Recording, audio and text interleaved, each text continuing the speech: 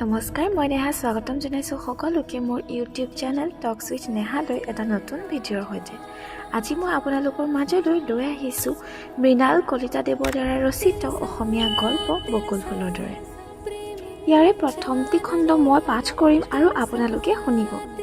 আৰু যদি আপোনালোকে মোৰ কণ্ঠত প্ৰতিটো খণ্ড শুনি ভাল পায় তেন্তে ভৰপূৰ লাইক আৰু শ্বেয়াৰ কৰি আনকো শুনাবলৈ নাপাহৰিব। তেতিয়া ব'লক দেৰি নকৰি আৰম্ভ কৰোঁ আজিৰ প্ৰথমটি খণ্ড।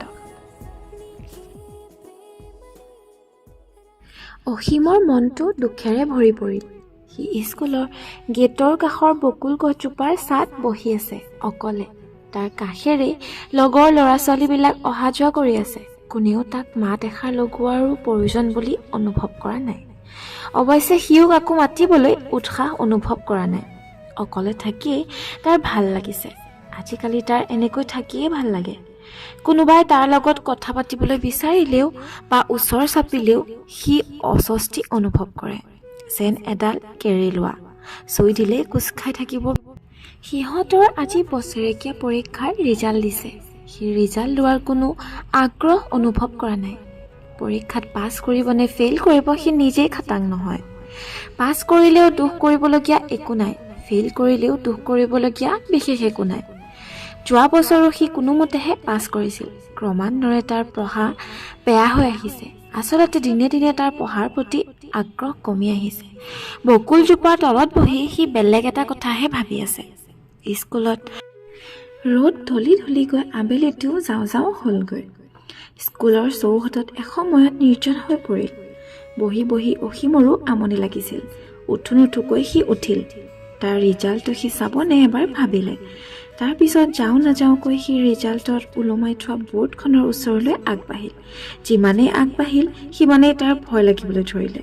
ৰিজাল্ট ওলমাই থোৱা বৰ্ডখন অফিচ ৰুমৰ সন্মুখত। কিবাকৈ কোনোবা শিক্ষকৰ সৈতে ভেটাভেটি হৈ গ'লে সি গালি খাব বেয়াকৈ সেইটো খাটাং। তাৰ বুকুখন ধপধপাবলৈ ধৰিলে। খোজবোৰ থৰক বৰক হ'ল, ডিঙিটোও যেন শুকাই গ'ল। এসময়ত সি বৰ্ডখনৰ ওচৰ পালেগৈ। বৰ্ডখনৰ ফালে চালে। নৱম শ্ৰেণীৰ ৰিজাল্ট বিচাৰিলে সি। নিৰ্মল এইবাৰো প্ৰথম হৈছে। বুকুত যেন অলপ বিষ অনুভৱ কৰিলে সি। এইবাৰ সি উত্তীৰ্ণৰ তালিকাৰ তলৰ ফাললৈ চালে। পাছ কৰিছে। সি পাছ কৰিছে। অৱশ্যে সি পাছ কৰাৰ একেবাৰে শেষৰজন ছাত্ৰ। এই ৰিজাল্টটোত তাৰ ভাল লাগিব নে বেয়া লাগিব সেই বিষয়ে সি নাজানে। যি কি নহওক সি তাৰ মানে দশম শ্ৰেণী পালেগৈ।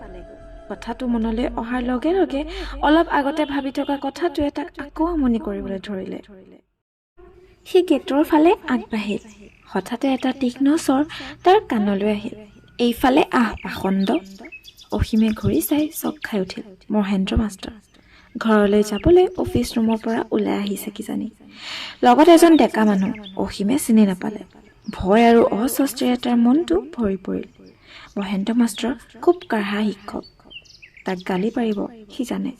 মহেন্দ্ৰ মাষ্টৰৰ গালি খোৱাত তাৰ কোনো আপত্তি নাই। তাৰ আজিকালি অভ্যাস হৈ পৰিছে। কিন্তু অচিনাকি মানুহ এজনৰ সন্মুখত গালি খাব পৰাকৈ তাৰ মনটোক এতিয়াও সি সাজু কৰিব পৰা নাই।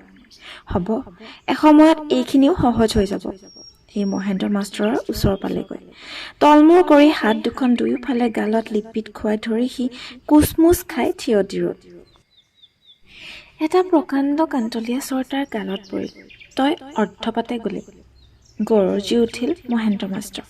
তাৰপিছত ডেকাজনৰ ফাললৈ চাই ক'লে, এসময়ত ই ক্লাছৰ 1 নম্বৰৰ ল'ৰা আছিল। হৰহৰকৈ এসোপা চকু পানী অসীমৰ টোকালেদি বৈ আহিল। অলপ পিছতে কেইটোপালমান চকু পানী মাটিত সৰি পৰিল। ধুতিৰ আগটো খঙেৰে জোকাৰি মহেন্দ্ৰ মাষ্টৰ গেটৰ ফালে আগবাঢ়িল। ডেকা মানুহজন ৰৈ থাকিল। এইবাৰ অসীম অচিনাকি মানুহজনৰ সন্মুখত অকলশৰীয়া হৈ পৰিল। এসোপা লাজে তাক হেঁচা মাৰি ধৰিলে। মহেন্দ্ৰ মাষ্টৰে তাক গালি পাৰিব বুলি সি জানিছিল। কিন্তু অচিনাকি মানুহজনৰ সন্মুখত এনেকৈয়ে যে কান্তলীয়া স্বৰ সোধাব সি মুঠেই ভবা নাছিল। সি যাবলৈ বুলি ঘৰমুখ কৰিলে। এনেতে ডেকাজনে তাক মাত লগালে, কি নাম তোমাৰ? অসীম। দুখ অপমানত ভাগি পৰা মাতেৰে সি ক'লে, বৰ ধুনীয়া নাম। দৌৰা দৌৰিকৈ মানুহজন এইবাৰ গেটৰ ফালে আগবাঢ়িল। গেটৰ বাহিৰত মহেন্দ্ৰ মাষ্টৰে তেওঁলৈ ৰৈ আছিল। বুৰ্বকৰ দৰে নীৰৱ হৈ অসীমে ডেকাজন যোৱাৰ ফালে চাই ৰ'ল। নাই, মানুহজনে তাক কিজানি ঠাট্টা কৰা নাই। অসীমে অলপ আগতে ভাবি থকা কথাটো আকৌ ভাবিলে। এনেধৰণৰ বিষাদেৰে তাৰ মনটো ভৰি স্কুল ঘৰটো এবাৰ ভালকৈ চাওঁ বুলি সি মুখখন ঘূৰালে। সি দেখিলে নিৰ্মল বেগা বেগিকৈ তাৰ ফালে আহি আছে। নিৰ্মল এইবাৰো প্ৰথম হৈছে। একেৰাহে দুবাৰ প্ৰথম হ'ল। তাৰ আগলৈকে প্ৰথম আছিল অসীম, নিৰ্মল আছিল দ্বিতীয়। তাৰ পিছত যেন ক্ৰমান্বয়ে অসীমৰ অৰ্ধপতন।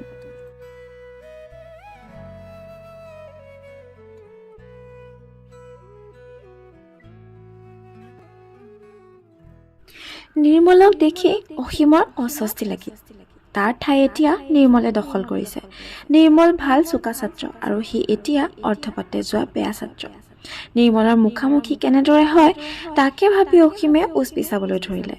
এক ধৰণৰ হতাশা আৰু অলপ ঈৰ্ষাৰ ভাৱেৰেও তাক দুৰ্বল আৰু অস্থিৰ কৰি পেলালে। ভিতৰি ভিতৰি অলপ খঙো যেন গুজৰি গুমৰি উঠিল।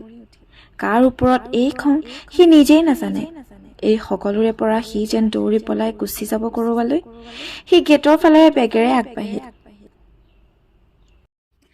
অসীম প্ৰকাণ্ড নিৰ্জন চৌহদটোত নিৰ্মলৰ চিঞৰটো যেন প্ৰতিধ্বনি হৈ অসীমৰ বুকুত লাহে লাহে মাৰ গ'ল। অসীম গেটৰ ঠিক বাহিৰত গৈ ৰ'ল। নিৰ্মল দৌৰি গৈ অসীমৰ ওচৰ পালে। অসীমে যেন অভিনন্দন জনাবলৈ নিৰ্মলৰ মুখলৈ চাই হাঁহিবলৈ চেষ্টা কৰিলে। তই এতিয়াও ঘৰলৈ যোৱা নাই নিৰ্মল? নিৰ্মলে অসীমক ক'ব নোৱাৰিলে যে তাৰ অলপ অকলশৰে লগ পাবৰ বাবে সি নিজৰ ঘৰলৈ নোযোৱাকৈ ৰৈ আছে ইমান সময়। কি হ'ব, কেনেকৈ হ'ব একো ঠিক কৰিব নোৱাৰি নিৰ্মলে নীৰৱ হৈ ৰ'ল। অসীমৰ অস্বস্তি লাগিছিল। সেইবাবে নিৰ্মলক প্ৰশংসা কৰিবলৈ সি ক'লে, তোৰ ৰিজাল্ট বৰ ভাল হৈছে। অসীমৰ কথাত নিৰ্মল অলপো উৎসাহিত নহ'ল। বৰং ক্ষীণ শব্দৰে সি ক'লে। অলপ ৰৈ নিৰ্মলে আকৌ ক'লে, এই পজিশ্যনটো মোৰ বাবে নাছিল অসীম। অসীম বাগৰুদ্ধ হৈ গ'ল। উমি উমি জ্বলিব খোজা ঈৰ্ষাৰ জুইকুৰা যেন নিমিষতে নুমাই গ'ল। সদায় দেখি থকা অচিনাকি নিৰ্মলটোৰ ভিতৰত ইমান এটা অচিনাকি ল'ৰা লুকাই আছেনে? কিমান নিৰ্মল হ'লে কাৰোবাৰ পৰীক্ষাত ফাৰ্ষ্ট হ'লেও ভাল নালাগিব পাৰে। অসীমৰ নিজকে খুব সৰু ক্ষুদ্ৰ যেন লাগিল। তাৰ দুটা চকুত যেন পানী জমিবলৈ আৰম্ভ কৰিলে। সি বৰ অস্বস্তি পাব ধৰিলে। কাৰো মুখত শব্দ নাই। স্কুলৰ গেটৰ বকুল ফুলজোপাত আন্ধাৰ আৰু থোপ খাব ধৰিলে।